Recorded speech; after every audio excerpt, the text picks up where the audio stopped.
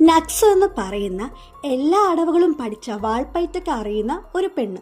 ഇവളാണെങ്കിൽ fight ചെയ്ത് മുറിവൊക്കെ പറ്റിയിട്ട് നേരെ വന്ന് ഒരിടത്ത് ഒളിക്കും. അവളുടെ സ്വന്തം ശരീരത്തിൽ ഇത്രയൊക്കെ മുറിവ് പറ്റിയതുകൊണ്ട് ഇനി തുടരാൻ കഴിയില്ലെന്ന് മനസ്സിലാക്കിയ അവള് വേറൊരു ശരീരം തിരഞ്ഞെടുക്കാൻ നോക്കും. നേരെ കണ്ടെത്തിയ പെണ്ണിൻ്റെത് ആരോഗ്യമുള്ള ശരീരമാണെന്ന് നോക്കുമ്പോൾ അവളൊരു അന്ധയായിരുന്നു. ഉടനെ തന്നെ നക്സു അവളെ പിടിച്ചു മാറ്റിയിട്ട് അടുത്ത പെണ്ണിനെ കണ്ടെത്തും. അവളുടേത് ആരോഗ്യമുള്ള ശരീരമാണെന്ന് മനസ്സിലാക്കിയിട്ട് അവളുടെ മേലെ ഈ പരകായ പ്രവേശനം അങ്ങനൊരു സംഭവം ഉണ്ടല്ലോ, സോൾ ഷിഫ്റ്റിംഗ്, അത് നടത്താൻ വേണ്ടി നോക്കും. ഒരു സ്റ്റോണിന്റെ ഹെൽപ്പോട് കൂടി അത് ചെയ്യും.